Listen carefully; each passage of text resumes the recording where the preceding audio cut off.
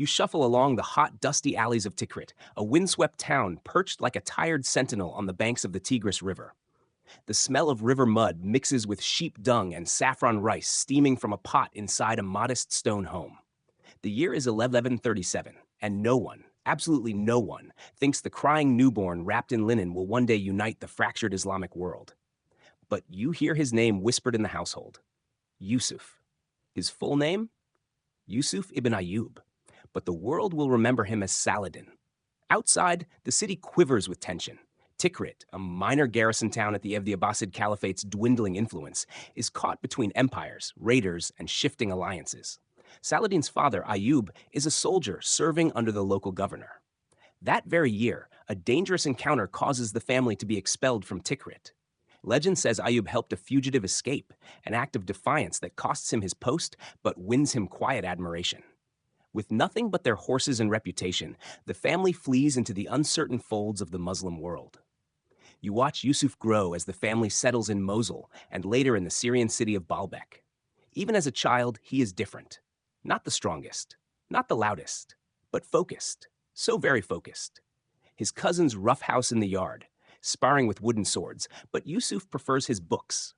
He listens carefully when his elders speak of past caliphs, Byzantine wars, or the rise of the Crusaders in Jerusalem. His mind soaks it all in. And then his education deepens. You see him wander through the narrow lanes of Damascus, a city that smells of dates and dried rose petals, where the minarets slice the sky like sharpened spears. This is where he begins to understand power, not just brute force, but diplomacy, law, and faith.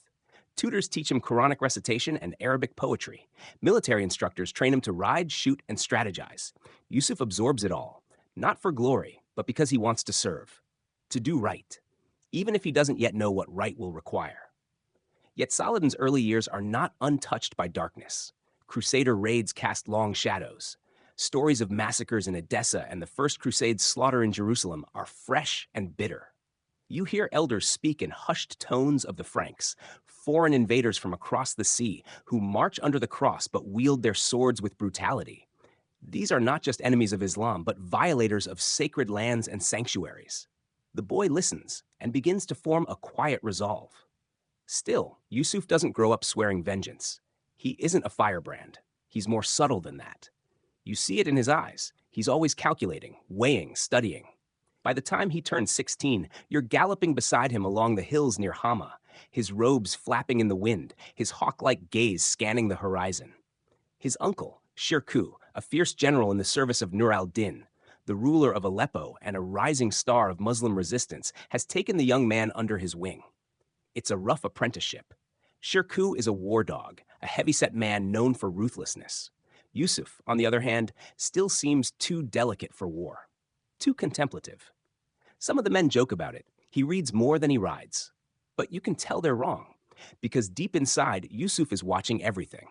And while others think in days, he thinks in decades. One day, a man rides into the Damascus court, bearing news. The Crusaders are fortifying castles along the Levantine coast. And Egypt? In turmoil.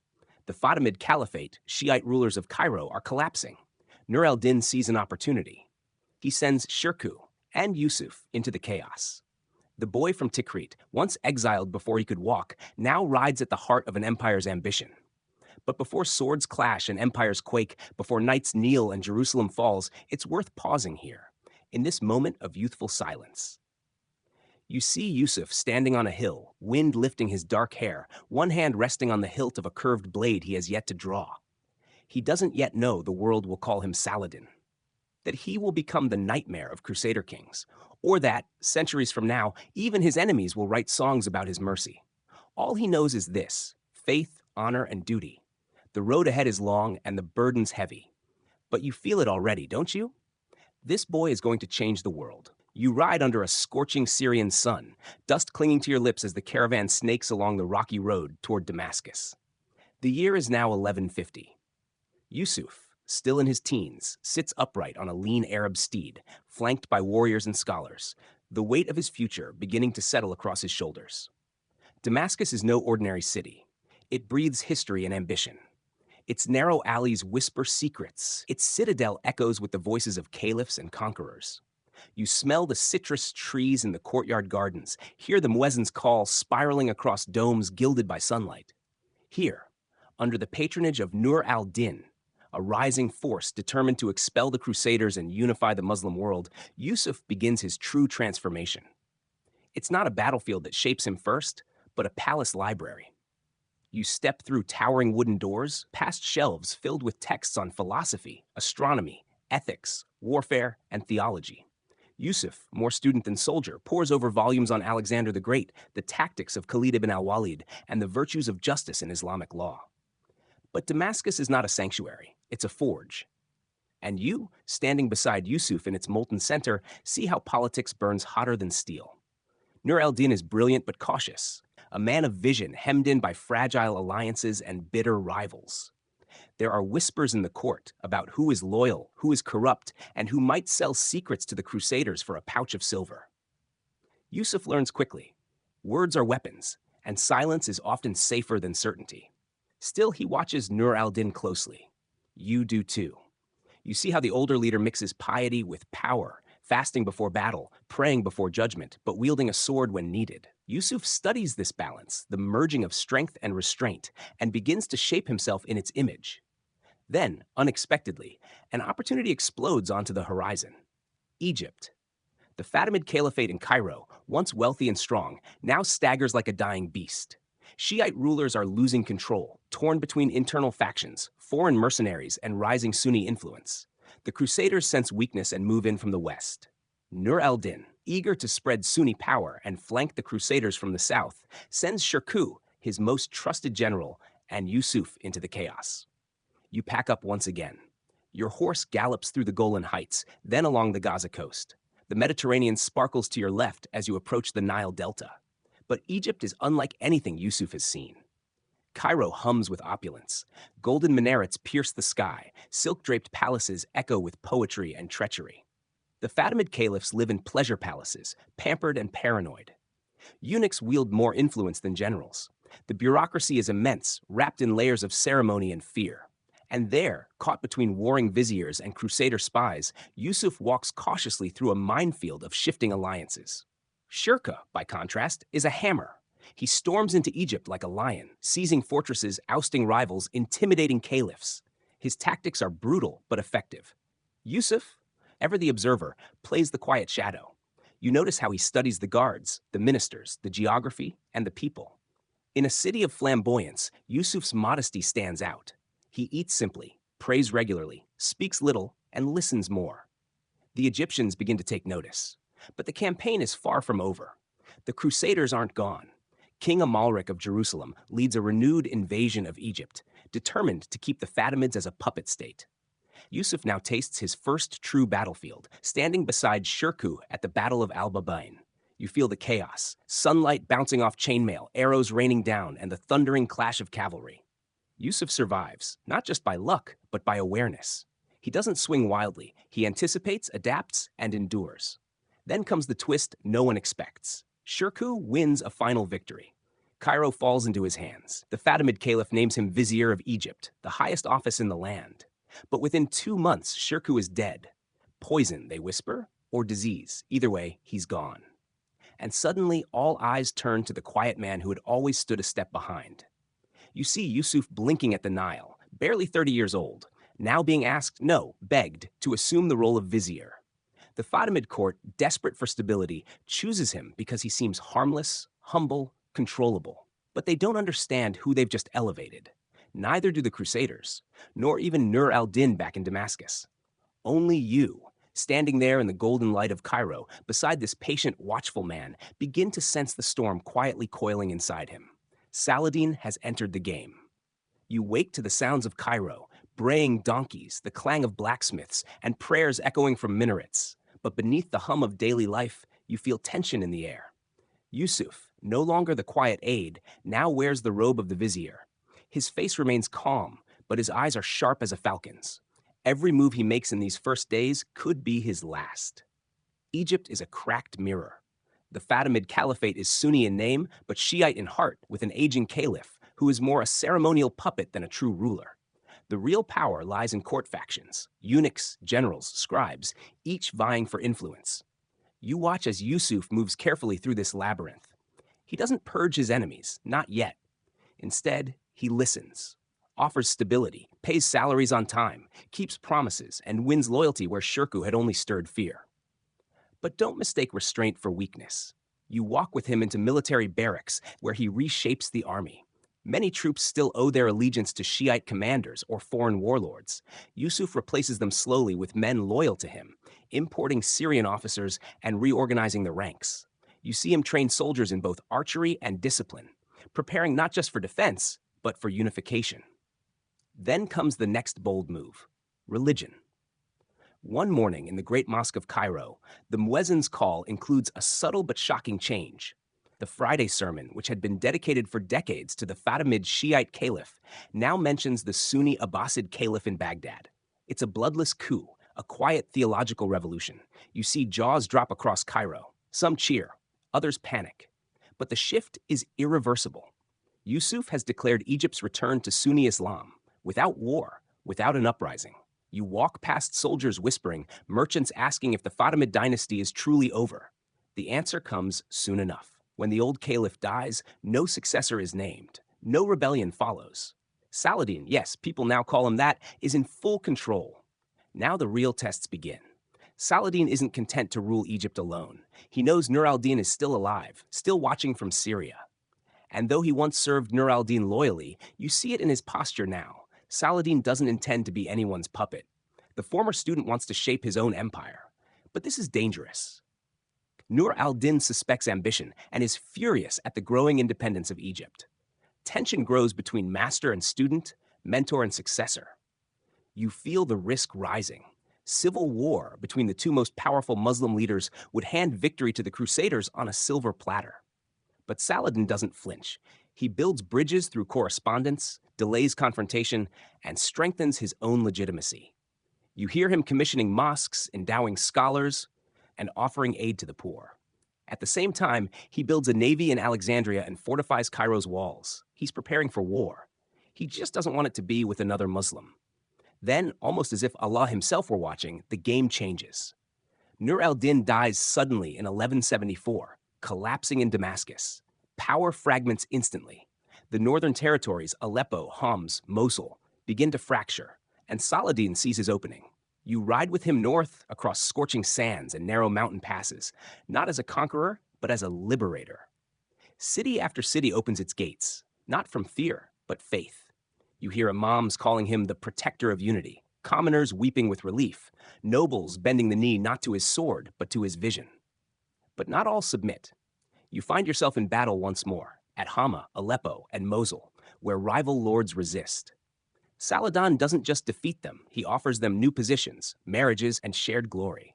His empire grows not only by steel, but by patience, generosity, and persuasion. And all the while, you hear that word again and again: jihad. But in Saladin's hands, jihad isn't bloodlust, it's responsibility, a sacred cause, a rallying cry not just for soldiers, but for unity, reform, and justice. You begin to feel what others now feel around him: purpose. The Crusaders still hold Jerusalem, but now the Muslim world is no longer broken. A single banner, a single leader, and a single strategy emerge from the chaos. The Fatimids are gone, the Abbasids restored, the cities of Egypt and Syria united. You stand beside Saladin on a hilltop outside Damascus, the city lights glittering below. He says nothing, but you feel it in his presence. The age of hesitation is over. Now begins the long war to reclaim Jerusalem. You lean against a warm limestone wall as the Nile breeze brushes past, rustling the palm fronds above. The city of Cairo hums below, but you're not looking at it. Your gaze is fixed on Saladin, now Sultan in both name and spirit, as he studies a map unfurled on a table before him. Lines etched in charcoal mark Crusader strongholds. Castles like Kerak, Montfort, and the ultimate prize, Jerusalem, loom like dark anchors across the Levant. He touches the name Jerusalem and pauses. You can feel the gravity of it. Not just a military target, but a symbol, a spiritual heart, a wound that hasn't healed since the Crusaders spilled rivers of blood nearly a century ago. But first things first. Saladin is patient. You know this by now. You ride with him through Egypt, watching as he shores up the foundations of his power. He increases grain storage in anticipation of war, fortifies coastal cities like Damietta and Alexandria against future Crusader incursions, sets up way stations and supply routes stretching all the way to Damascus. This isn't conquest. This is preparation. He's not just thinking of battles. He's thinking of logistics, morale, survival, and above all, unity. You visit courts in Aleppo and Mosul, where Saladin's envoys speak with clarity. Join us and the Crusaders fall. Stand apart and the Holy Land remains lost. Not all accept. Some still resent his rising power. Others fear losing their titles. But you see how Saladin wears them down, not by force, but by endurance. He doesn't conquer cities in a blaze, he outlasts them. Then from the west, trouble comes galloping. The Crusaders strike first. In 1177, King Baldwin IV, the so-called Leper King, launches a surprise offensive. You ride alongside Saladin as he marches to meet them near Ramla, confident in his numbers. His army is vast, outnumbering the Franks nearly 5-1. But then, disaster. The Battle of Montcassard. In the heat of a blinding noon sun, the Crusaders strike hard and fast.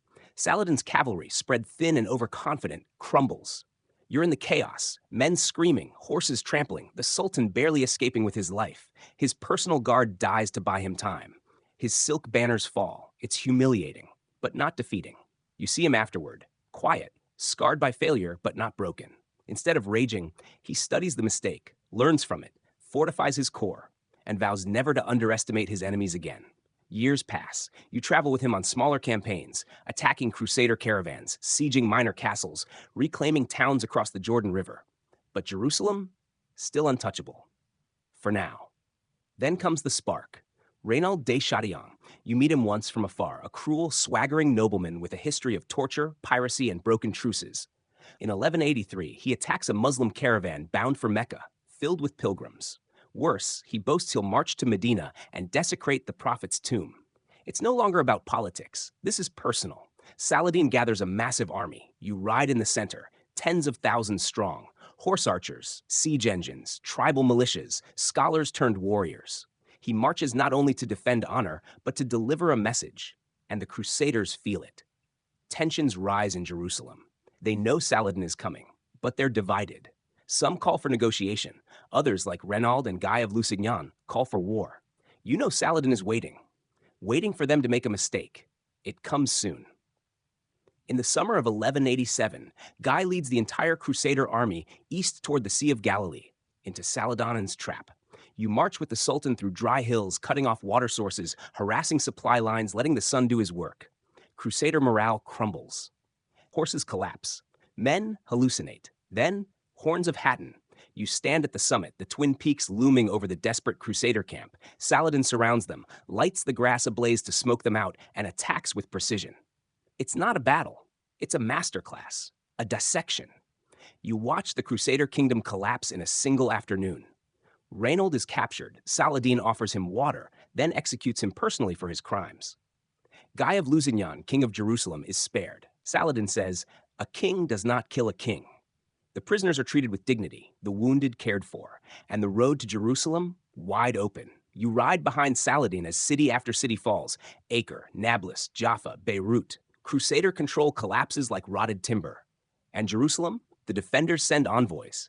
They know what happened in 1099, when the Crusaders slaughtered every Muslim in the city. They expect vengeance. But Saladin surprises them. He offers them peace. The city surrenders without a massacre. Christians are allowed to leave safely. Families are reunited. Holy places respected.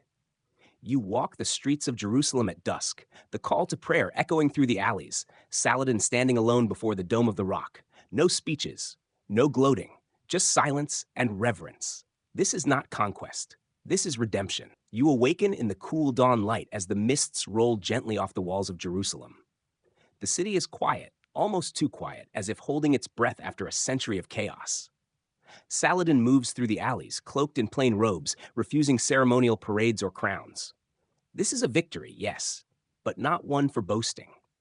You watch him pause beside the Church of the Holy Sepulchre, bow his head in respect, and then walk on, drawing no sword, raising no flag over it. He's not here to erase faith. He's here to restore justice. You thought the story might end here. It doesn't. Because in Europe, the fall of Jerusalem lands like a thunderclap. The Pope dies, literally from the shock of the news. Across France, England, and the Holy Roman Empire, noblemen fall to their knees in cathedrals, swearing vengeance. This won't be another small crusade of second sons. This one will be different. The kings themselves are coming. And so begins the Third Crusade. You're with Saladin when the first rumors arrive. Richard the Lionheart of England, Philip Augustus of France, Emperor Frederick Barbarossa of the Germans. Saladin listens, calm as ever, fingers steepled before him. You know what he's thinking. These aren't petty nobles or erratic lords. These are men who command nations. It will take more than numbers to survive what's coming. But the Crusaders don't arrive all at once. Frederick drowns in a river crossing in Anatolia. Philip fights, then returns to France early. That leaves one lion still on the prowl, Richard. You first hear of him before you see him. Tales travel fast, Richard lifting siege engines by hand, breaking shields in duels, storming castles while singing in Occitan. Even Saladin's own soldiers speak of him with awe and a touch of fear. But Saladin? He nods, unshaken. Every great knight should meet another, he murmurs. Then the storm hits. Richard lands in Acre in 1191, and you're there as Saladin rushes north. The siege is brutal. Crossbow bolts, trebuchet stones, rivers of mud and blood. Saladin can't break the siege from outside. Richard can't break the walls from within. The standoff stretches for weeks. When Acre finally falls, Richard makes a ruthless decision. He executes over 2,000 Muslim prisoners, men, women, children. The Crusader Code demands it, he claims. But you see the rage ignite in Saladin's eyes, a rare flicker of personal fury beneath his calm exterior. He does not respond with equal brutality. No retaliatory massacre. Instead, he swears a different kind of vengeance, one of precision, pressure, and endurance. The two legends begin to circle each other like master fencers. You march south with Saladin. You watch Richard advance, always flanked by disciplined infantry, always probing for weakness. The Battle of Arsuf comes next. You stand in the middle of a battlefield where the roar of hooves and thunder of steel create a music of destruction. Richard wins, barely. Saladin retreats, but does not shatter. He reforms, withdraws, and watches. This isn't a war of total victory anymore. It's a war of balance. And then something strange happens. Respect grows. You hear it in their messengers. Richard sends Saladin gifts, fruit, horses, even his personal doctor when Saladin falls ill. Saladin returns the gesture, once offering snow from Mount Hermon to cool the English king's fever. Their letters are filled not with curses, but with admiration. They speak of honor, fairness, and even, whispers say, a possible marriage alliance between their families to bring peace. You walk through both camps and you realize these men, as different as East and West, recognize themselves in one another. Both brilliant. Both brave, both burdened by the expectations of entire civilizations. But this war has no neat conclusion. Richard pushes as far as Jaffa. Saladin pushes back, reclaiming some territory. They clash, retreat, parley, and battle again. But neither can seize Jerusalem. Not truly. Not yet. Eventually, exhaustion settles over both armies. In 1192, the two giants meet through envoys and agree to a truce. Christians will retain coastal cities. Muslims will hold Jerusalem. Pilgrims will be allowed to visit freely. The Holy Land will be shared, uneasily, but respectfully. You stand beside Saladin when the news is confirmed. There is no parade, no thunder of drums, just a deep exhale. Relief. He has held the holy city. He has faced the might of Europe and survived. But more than that, he has done it without becoming the monster his enemies expected. No burning churches, no rivers of blood, no hunger for personal glory. And so the perfect knight emerges, not from tales told by Muslims, but by the Crusaders themselves. Even his enemies begin to write of him with awe. Chronicles speak of his mercy, his piety, his justice. And you realize in the quiet after the storm that Saladin's greatest conquest may not have been a city or a castle. It was respect. You find yourself once more in Damascus, the smell of cardamom and burning cedarwood drifting through the narrow alleys. But the mood has changed. Saladin, now in his mid-50s, walks with a slower gait, though his mind is as sharp as ever. He's returned from war, not in chains, not in triumphal glory, but in quiet victory. The truce with Richard the Lionheart holds, and the Holy Land has found a rare and fragile peace. Now comes the harder part, governance. You accompany him as he moves through his vast dominion, from Egypt to Syria, from the Red Sea ports to the hills near Mosul. But it's not the travel that drains him, it's the politics. Victory over the Crusaders has only exposed the cracks within. The moment the external threat recedes, old tensions begin to return like weeds in a dormant garden. His own brothers, trusted generals during the war, now bicker over land and legacy. You hear them argue in hushed tones behind thick velvet curtains, trading accusations, drawing maps, scheming for territories. Some even hoard taxes meant for public projects. Saladin's extended family, once a strength, is becoming a liability. He could crush them. He could raise his sword and force obedience. But that's not his way. You watch him call them, one by one, to Damascus. No shouting, no threats, just long conversations, history lessons, and reminders of why they fought in the first place. Sometimes it works, sometimes it doesn't. You see him sigh more often now, shoulders heavy under robes embroidered not with gold, but with dust from too many roads walked alone. And yet, amid the squabbling elites, the people adore him. You witness his unannounced visits to hospitals, where he speaks with lepers and offers alms. You see him tour madrasas, praising scholars and students alike.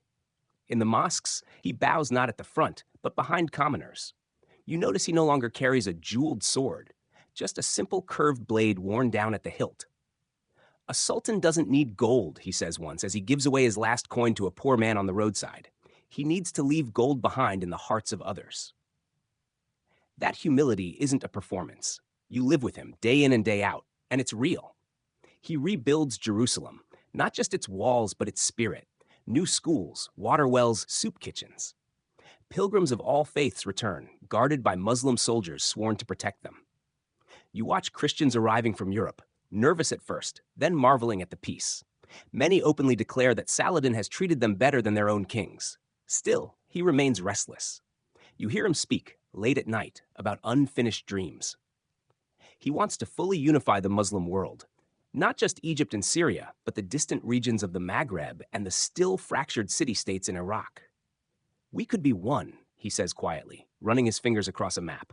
One voice, one heart, no more divisions. But time is catching up. His health falters. You begin to see it, the way he steadies himself before standing, the occasional tremor in his hand as he lifts his tea. He ignores it at first, still riding into cities like Homs and Hama with the old flair. But it's clear to you, the fire is dimming. Even so, his dignity never fades. When disputes arise between Christian merchants and Muslim traders, he settles them with fairness. When a Christian knight is caught stealing from a Muslim home, Saladin not only pardons him, but provides the man with food for the journey home. He did wrong, he says, but so have we all. You watch young men approach him, eager to fight new wars. He listens patiently, then says, "We fought for God's house, not for conquest. War is a last resort, not a first ambition." This is a different Saladin than the young commander at Hattin or the bold vizier who unseated the Fatimids. This man speaks in wisdom rather than thunder. And yet, he commands more loyalty than ever. Even the Crusaders still speak of him. You receive a letter, carried by a neutral envoy, written by Richard himself, back in England now. "If I must lose to any man," it reads, "I am glad it was to you." No more swords are drawn between them, just mutual respect carried across continents. You begin to understand why history called him the perfect knight. It wasn't because he never failed. It was because he remained true when victory gave him every reason to change. And you realize, Saladin's greatness doesn't lie in what he conquered. It lies in what he didn't destroy. You rise before dawn, the air in Damascus unusually cool, the moon still hanging like a fading coin over the city's skyline. Saladin's court stirs to life with slow deliberation. No longer the whirlwind of campaigns and council chambers, it has become a place of quiet vigilance. You find Saladin already awake, seated by a window, writing. Not battle orders, not royal decrees. Letters to scholars, to governors, even to monks and priests. His tone is thoughtful, patient. You notice the wear on his hands, the calluses left not by years of war, but by years of holding on. There's a new challenge now, how to hold together everything he's built. The Crusader kingdoms may be broken, but they are not gone.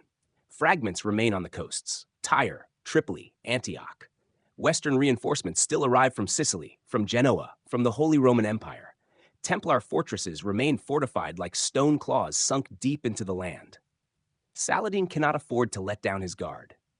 But you see it in his face. War is no longer the path forward. The greater struggle now lies within the borders he has drawn. Inside the empire, the old rivalries resurface. Kurdish chiefs, Arab nobles, Turkic generals, all jockeying for status. You hear rumors, some accuse him of favoritism, others of letting relatives govern poorly. There are whispers from Aleppo, from Mosul, from Cairo. Saladin does not silence his critics. He answers them, in person. You travel with him, city to city, mosque to mosque, as he listens, reasons, and realigns. Sometimes he must be firm. A corrupt governor in Upper Egypt is removed, a tax official in Homs is tried for extortion. But always, Saladin leads with justice, not fear. You notice how often he says one phrase to his officers, "Fear God in your treatment of his people." And they listen, not out of terror, but out of respect. Still, there are moments of bitterness. At one gathering in Damascus, you hear Saladin speak of the Crusader captives still languishing in dungeons along the coast. He pauses, then says, "Had I the strength of my youth, I'd ride tomorrow to free them all." He cannot. His health is fading further. His steps are slower. But the passion burns undiminished. You accompany him to one final siege, a small fortress held by breakaway soldiers refusing to acknowledge his authority. He goes not to kill them, but to talk. He camps outside for days, sending envoys, offering terms. In the end, they surrender not because he breaks the walls, but because his presence breaks their doubt. You see them kneel, offering both keys and tears. It is one of his last campaigns. Back in Damascus, life returns to routine. You walk with him through the bazaars, past children calling his name and merchants bowing as he passes. But Saladin has no interest in their praise. He stops often to give coins to the poor, to ask about water shortages, to inspect bridges and irrigation canals. Once, a boy gives him an orange. Saladin smiles and eats it slowly, as if it's the most precious thing he's ever received. Then, one day, a delegation of Christian monks arrives. They've traveled from the remaining Crusader enclaves, hoping to retrieve holy relics left behind during the earlier wars. Saladin receives them personally, offers them tea, grants their request. He even provides a military escort to protect their journey. One of the monks, an elderly man from Sicily, kneels before Saladin, openly weeping. "I never thought," he says, "I'd see mercy in the man who defeated us." Saladin helps him to his feet. "Then you see not a man," he replies, "but a reflection of the one we both serve." These moments grow more frequent. You find yourself accompanying Saladin not to war, but to meetings with poets, jurists, and architects. Plans for libraries, for public kitchens, for orphanages. "This is the jihad that remains," he says one afternoon, "to build what others fear to even imagine." And still, he dreams of Jerusalem, not for conquest, but for peace. You catch him one night on the roof of his home, gazing westward under the stars. He speaks softly. "If only our people could walk freely from Cairo to Constantinople without fear, if only they could trade ideas, not swords, then the land would truly be holy." You realize then that his vision was never about revenge. It was about renewal. And though the battles have ended, you see the scars he carries, not just on his arms or back, but deep, invisible ones, etched by loss, betrayal, sacrifice. Yet he never complains, never retreats into bitterness. He just keeps walking forward. It's a gray morning in Damascus when you first notice how hollow Saladin's cheeks have become. He hasn't been eating much, not from luxury, but from simplicity. His meals now consist of bread, lentils, and water. You sit with him in silence. He reads the Quran more often now, sometimes aloud, sometimes to himself. His voice, once like steel through smoke, now sounds soft, almost like wind brushing parchment. But don't mistake this for weakness. Even in illness, he governs.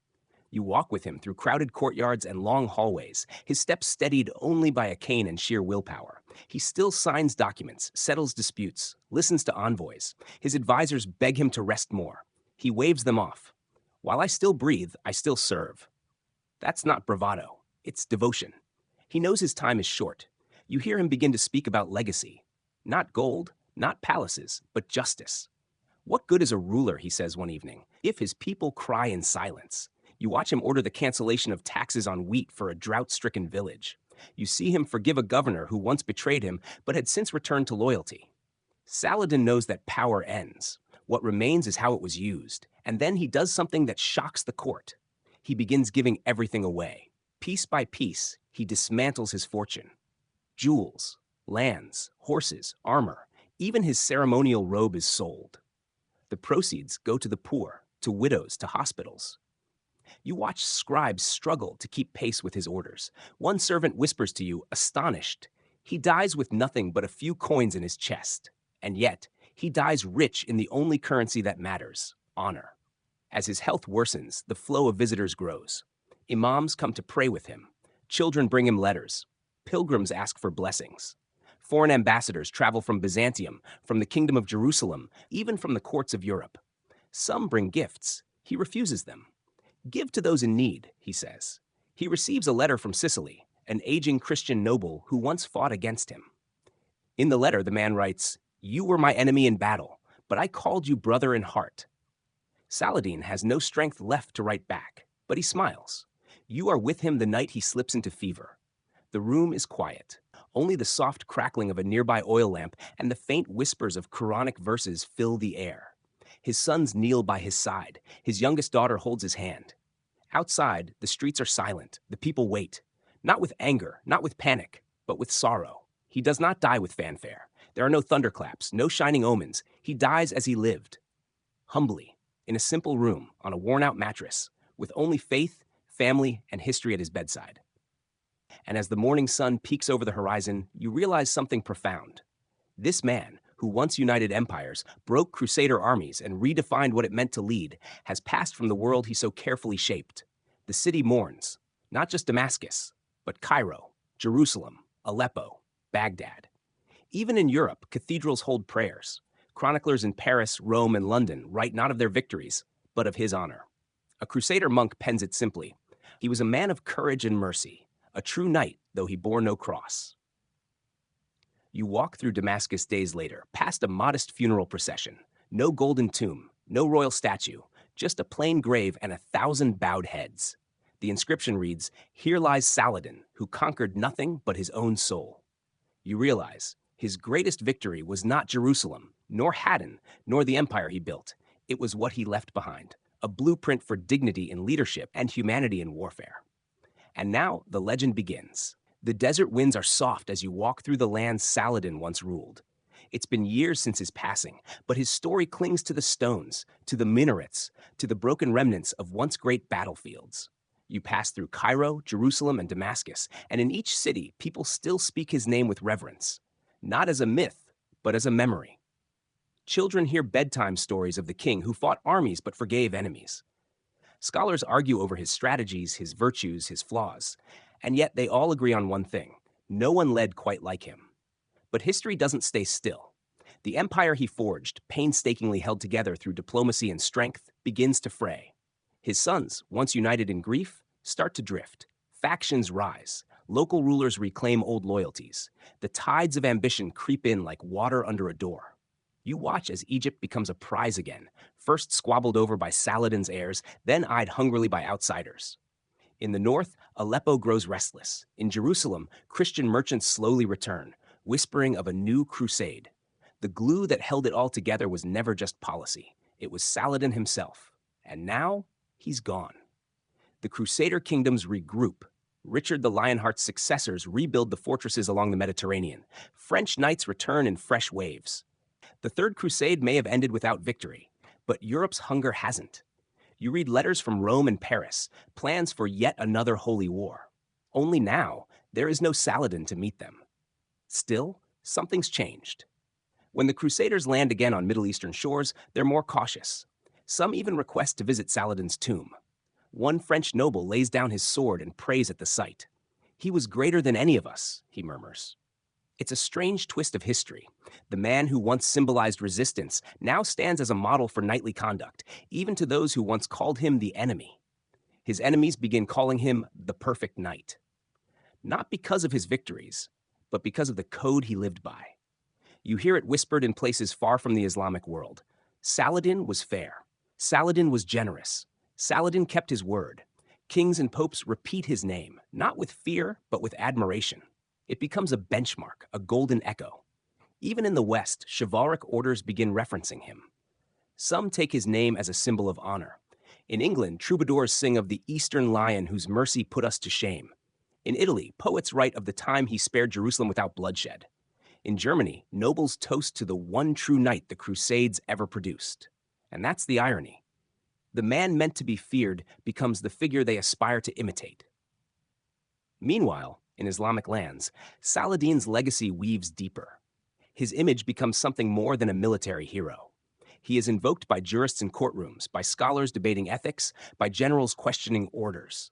His name becomes a caution to the greedy, a lesson to the cruel, a comfort to the oppressed. Even centuries later, when foreign powers divide the region again, revolutionaries quote him. Would Saladin have bowed to this? They ask. You begin to see statues, first small, then monumental. A bronze Saladin on horseback stands tall in Damascus, sword raised not to strike, but to defend. Tourists gather. School children read plaques in trembling voices. Some reach out to touch the stone, as if hoping that honor can be inherited. But you also see revision. Leaders across the centuries try to claim him. Some cherry-pick his battles. Others ignore his mercy. But the truth remains, etched into the letters he wrote, the actions he took, the empire he briefly held together. He was not perfect. He could be ruthless. He made political compromises. He failed to prevent infighting. But in the grand tally of power, Saladin's failures were honest, and his victories were just. You hear one story told in Jerusalem, still passed down in Muslim, Christian, and Jewish families alike. After recapturing the city, Saladin refused to destroy the Church of the Holy Sepulchre. When his advisors questioned him, he said, "God gave us power not to burn but to guide." That church still stands today because one man chose restraint over revenge. It's a story that echoes into every age. In times of war, people recall his compassion. In times of division, they remember his unity. In times of tyranny, they whisper his justice. And in times of despair, they summon his courage. You walk the same roads he did, and even now, centuries later, his footprints remain. Not in stone, but in choices, in lives changed, in peace that was possible, however briefly. That is the legacy of Saladin. Not a conqueror who ruled for riches, not a tyrant who left ruins in his wake, but a man who lived and died so that others could remember how to lead with dignity. You're standing at a high overlook outside Jerusalem, watching the amber haze of dusk settle over ancient stones. This land has seen countless armies, kings, prophets, but somehow it still whispers the name of one man louder than the rest. Saladin.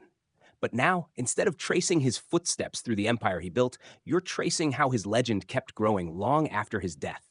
His story never faded. It transformed. You follow a caravan of merchants heading east, through Mosul, over the Zagros Mountains, down toward Persia. Along the way, you hear his name invoked not just by historians or imams, but by ordinary people. A weaver in Isfahan tells you she names her son Salah after him. A bookseller in Shiraz shows you a dusty copy of a manuscript called The Light of the Just, a poetic collection of tales about Saladin's fairness. Are they all true? Probably not. But that's the point. Legends are truths people want to believe in. And Saladin's legend became fuel for generations searching for moral clarity. As later Islamic empires rose, the Mamluks, the Ottomans, rulers measured themselves against him. Few came close. Many tried to invoke his image as a symbol of legitimacy. Some succeeded, most didn't. Because living like Saladin required more than banners and swords. It required restraint, wisdom, and sacrifice. You travel further through India, Central Asia, even China. You find echoes of his story in unexpected places. A Mughal general keeps a carving of Saladin in his private study. A Sufi mystic in Delhi praises Saladin's pure heart amidst blood and fire. And in the Yuan dynasty records, there's even mention of an Arab warrior king who chose mercy over conquest, a ghostly reference to the man you know well. But the most surprising echoes come from the West. You arrive in Paris during a turbulent age. France is divided, the monarchy is weak, crusading zeal still burns, but not with the same naive certainty. There's skepticism now, self-reflection. Some wonder aloud whether their ancestors were heroes or something else. It's here that Saladin's image shifts again. No longer just an enemy, no longer just a paragon, but a mirror. Writers begin to use him as contrast to their own failings. Dante places him in limbo, among the virtuous non-Christians, beside Aristotle and Avicenna. He's not condemned, he's respected. That's radical for the time. A Muslim warrior treated as morally equal in a Christian epic? That wasn't an accident, that was reverence. You walk through the archives in London and find early English translations of Arab chronicles. They don't describe a barbarian, they describe a knight. Saladin the Wise, Saladin the Noble, Saladin who forgave when Richard wouldn't. By the 18th century, Saladin has become a symbol in European literature for what they wished their own leaders could be. Voltaire mentions him as the Prince of Reason. Romantic poets write of his tomb as if it were a shrine. And by the time the 19th century Orientalist movement arrives, his likeness is carved into stained glass windows, painted onto cathedral walls, engraved into stories for children. You smile? It's strange. The same empires that once sought to crush him now revere him. But that's what makes him eternal. He doesn't belong to one side anymore. He belongs to all who seek honor and power. Yet the most meaningful legacy isn't found in art or literature. It's found in the quiet moments where people choose humanity over hatred. You hear stories of Israeli and Palestinian doctors working side by side, both citing Saladin as inspiration. You see a Christian relief worker in Syria wearing a necklace engraved with his name. You listen to a group of Muslim teenagers in Bosnia quoting him before stepping into a peace-building workshop. He's no longer just a historical figure. He's a moral compass. And for that to endure, it takes more than stories. It takes belief. You reach Damascus one last time. You walk again to his tomb. The marble is faded, the writing chipped by time. But someone's placed fresh flowers at the base. A note reads, "For the man who fought wars but never lost his soul." You stand there in silence as the muezzin's call to prayer ripples through the ancient city. And in that sound, half echo, half flame, you realize why the world still clings to Saladin's name. Because we're still searching for leaders like him. Because his choices still challenge ours. Because mercy, dignity, and restraint are never out of fashion. And because one man, in the middle of the world's most brutal conflict, chose to fight with justice and won something no empire could steal: respect across centuries. You're back in the royal court of Cairo, not the grandeur of palaces, but within the minds of the men who came after Saladin. They stand under his banners, speak his name with reverence, but wrestle with a bitter truth. No one could quite fill his shoes. After his death in 1193, Saladin's vast empire didn't collapse overnight, but it began to fracture like glass under strain. He left behind sons, brothers, and nephews, capable men, to be fair, but not cut from the same cloth, and certainly not united. You're there when his eldest son, Al-Afdal, takes the helm in Damascus. There's ceremony, honor, even hope. But it doesn't take long before you notice the wheels grinding awkwardly. Ministers squabble, generals drift. Al-Afdal is not his father. He tries, but he governs like a prince raised in silk, not a warrior seasoned by hardship. You head to Egypt, where Al-Aziz, another son, claims power. He's sharper than his brother, more commanding, but territorial. He refuses to defer to Damascus. Soon the two sons are at odds, brothers squabbling over maps instead of preserving their father's legacy. You sigh.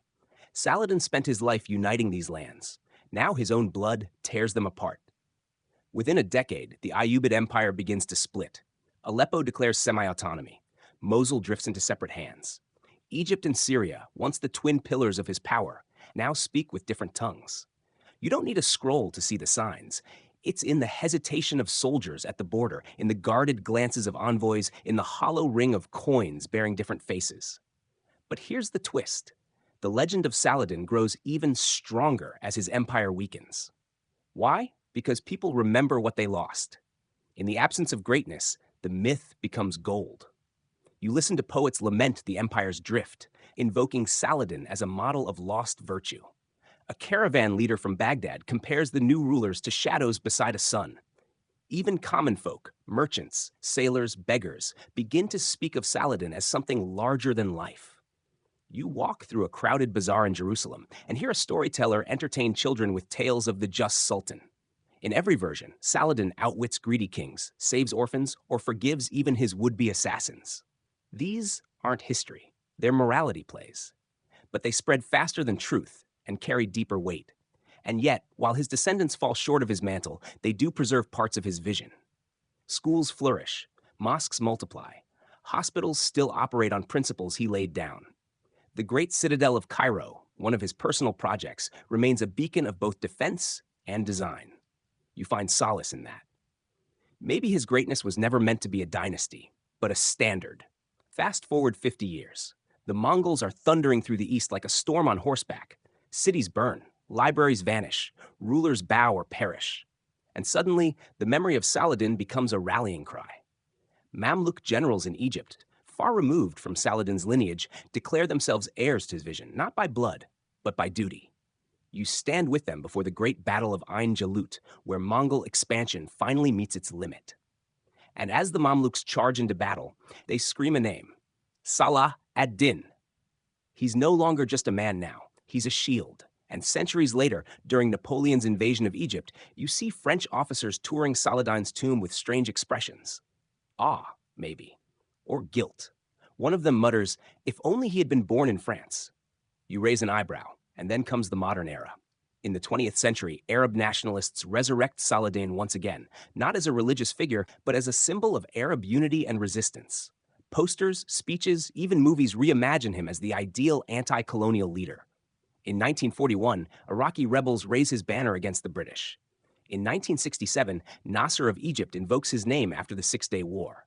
Even Saddam Hussein tries to claim kinship with him. You shake your head. They want the image, but few embrace the soul. Because Saladin wasn't merely a warrior or an Arab icon, he was a man who fought for justice with restraint. That's a harder legacy to imitate than a statue or a slogan. And yet, through all the appropriation, missteps, and myths, his name still means something. You see it on school walls in Jordan, in dusty libraries in Iraq, on the gates of hospitals in Lebanon, on the lips of Kurdish elders in the mountains. You realize that even if his empire crumbled, his idea lived on.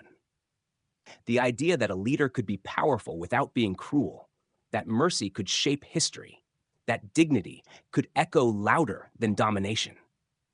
And suddenly, the tomb in Damascus doesn't feel like an ending. It feels like a beginning. Because every time someone asks, what would Saladin have done, they keep his spirit alive. You return to the beginning, not physically, but in thought. You stand once more on the plains of Hattin, under the same sun that baked the helmets of the Crusaders. You smell the scorched grass, hear the whispers of ghosts. This was the turning point, they say. But now, with the full story behind you, you understand. It was more than a battle. It was a window into the soul of a man. Let's go deeper. You walk beside Saladin not as a warrior or a sultan, but as a man wrestling with his own principles. That's the Saladin the world didn't always see. They saw the sword, the siege, the surrender. But what they missed were the internal debates, the late-night walks, the silent prayers before choosing mercy over vengeance. Like that time in Jerusalem. You remember that, don't you? The gates thrown open, the city his again, his army hungry for retribution. And yet, he stopped them. Instead of blood, he brought order. Instead of revenge, he offered refuge. Women, children, even nobles from the defeated Crusaders walked free under his protection. That wasn't weakness. That was power most leaders can't wield, the strength to withhold violence.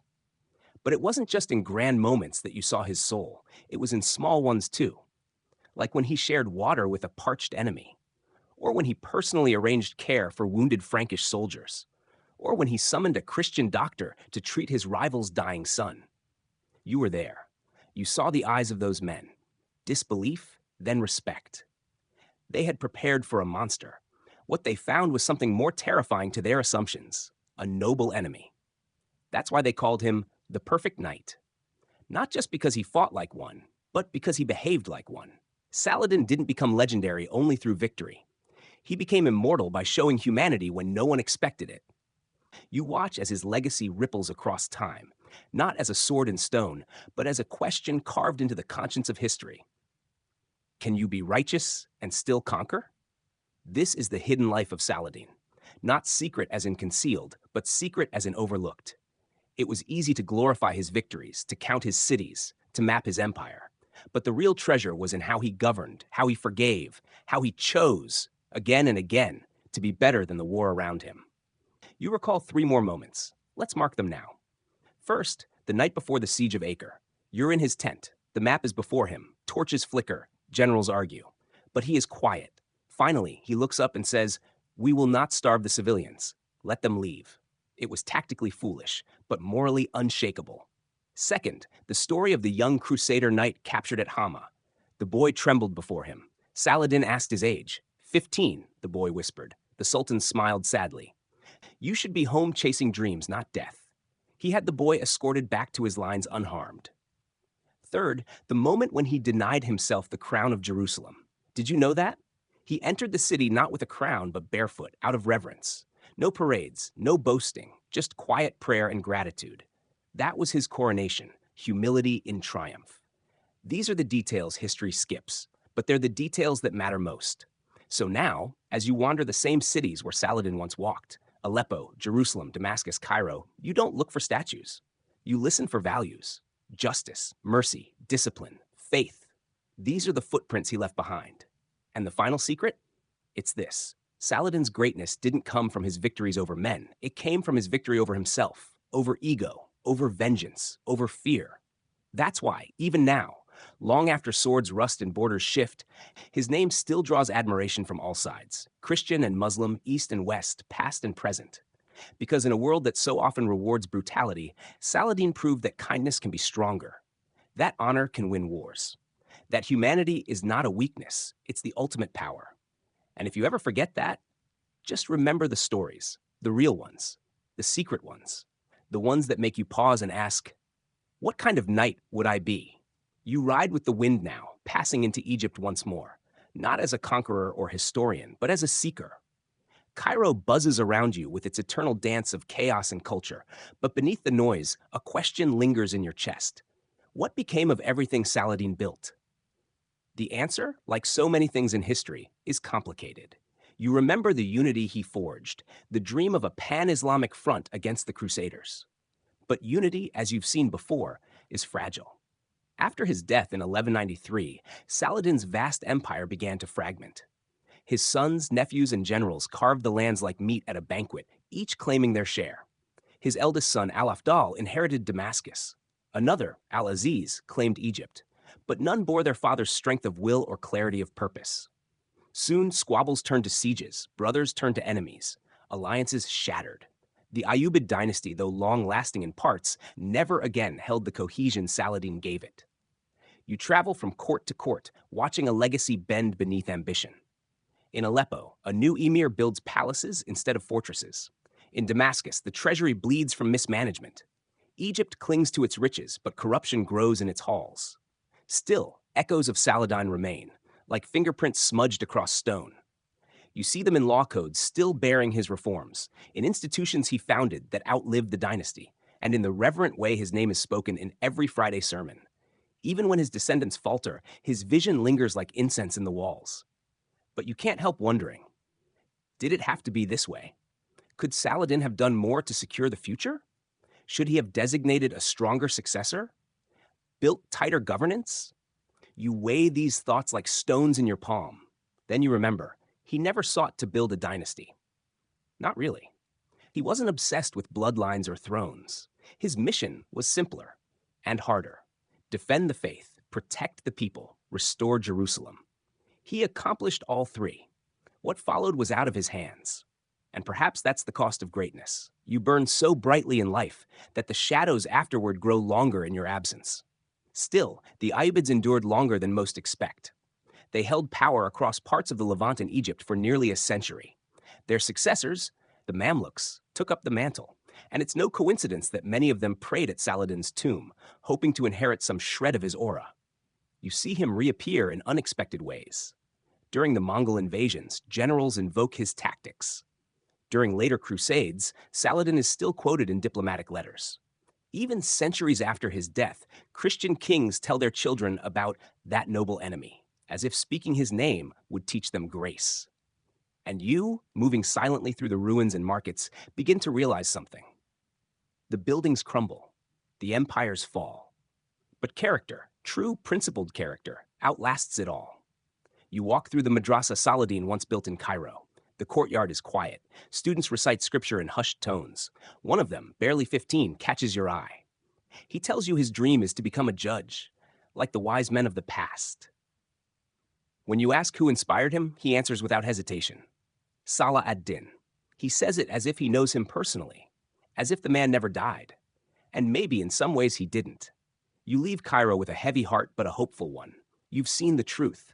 The post-Saladin world may not have preserved his empire, but it preserved something better. It preserved his example. And examples don't need armies. They just need memory. You pause at a riverbank, gazing across the Nile, letting the past and present fold into each other like the current's flow. You hear laughter behind you, two boys reenacting battles with sticks. One cries, "I'm Saladin," and charges forward with a grin. He's not a prince. He's not a warrior. He's just a kid with dreams. But he's the reason Saladin mattered. Because the fight wasn't just for cities. It was for hearts. And Saladin, more than anyone else of his age, knew how to win those without ever drawing a sword. You move through time as if it were a winding alley in Damascus, its path tight, turning, never quite predictable. Here, amid ancient stone and jasmine-scented courtyards, the memory of Saladin still clings to the breeze like a prayer. But now your journey shifts, not just into his past, but into the myth he became. You sit in a modern tea shop, tucked in a corner where the walls are stained with decades of tobacco and stories. A television hums in the background, showing a dramatization of the Crusades.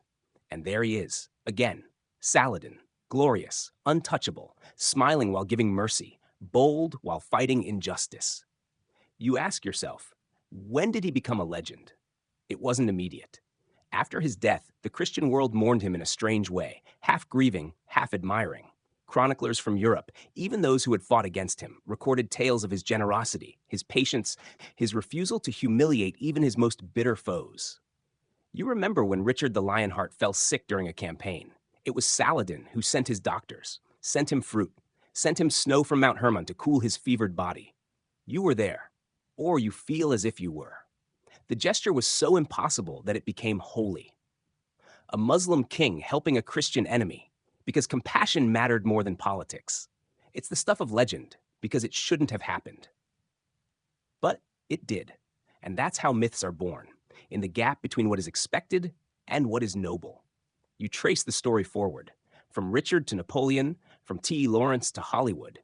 Saladin appears again and again, sometimes as a villain, twisted by misunderstanding, but more often as the unreachable ideal, the chivalrous Muslim knight, the just ruler, the warrior philosopher.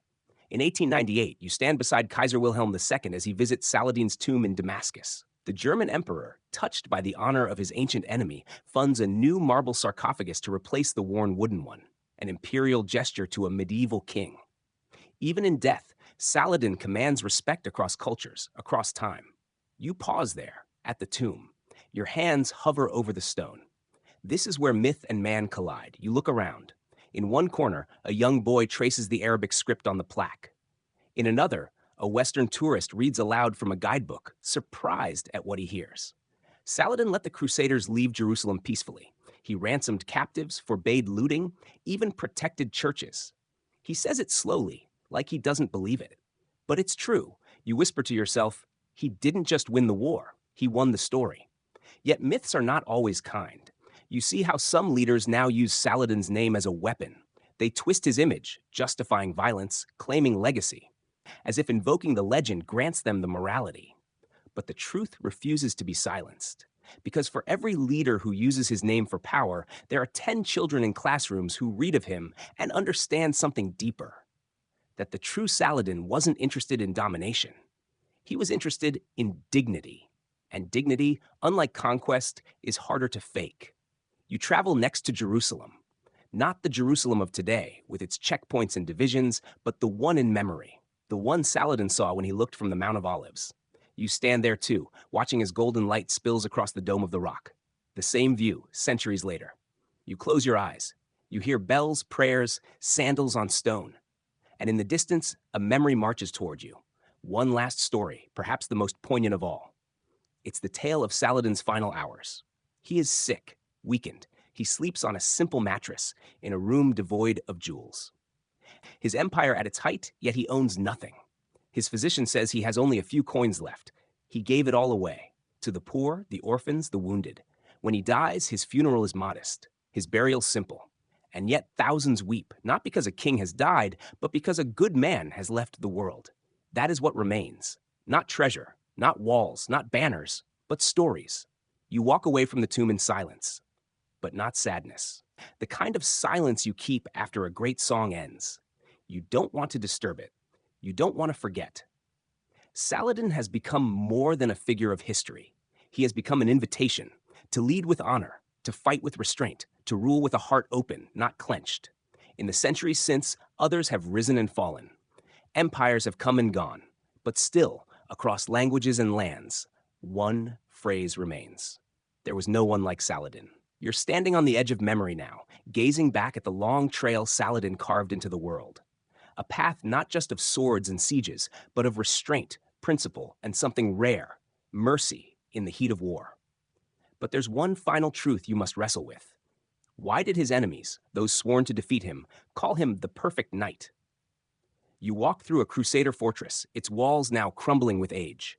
Once, these towers were filled with men who saw Saladin as the enemy. Yet deep within their chronicles, carved beside stories of battles lost and comrades buried, are confessions, not of defeat, but admiration. To them, Saladin was unlike any other. Yes, he was a formidable general. He beat them in open battle. He reclaimed Jerusalem. But more than his victories, what stunned them was how he behaved afterward. You remember that day in 1187 after Hattin. Thousands of crusaders lay in captivity. Among them, Reynold of Chatillon, the man who had broken truces, murdered pilgrims, and insulted Islam. You watch Saladin offer him a drink of water, an act of courtesy in Arab tradition. Reynold drinks. Saladin takes the cup back. Then, quietly, with steady resolve, Saladin executes him, not out of vengeance, but as a ruler keeping his word. He had promised to spare the king, not the outlaw. It's hard, but it's not cruel. You hear it whispered again and again, he was just. Later, when Saladin takes Jerusalem, the Crusaders expect fire and blood.